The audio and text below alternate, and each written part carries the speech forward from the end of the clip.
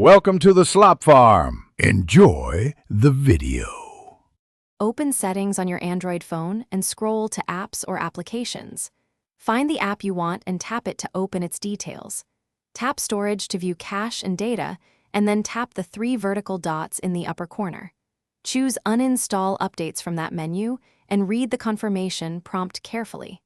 Confirm the action to revert the app to the factory version that shipped with your device. Wait while the system removes updates, and do not power off your phone during this process. iOS does not provide a direct rollback option through the App Store.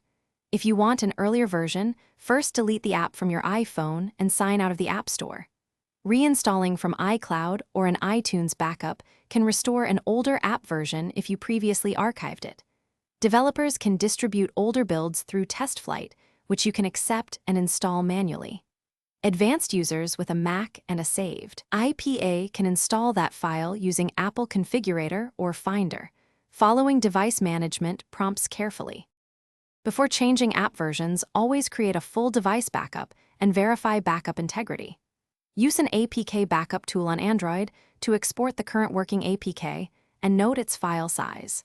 Store backups externally, for example on a computer or cloud with at least 3.5 GB free space if needed.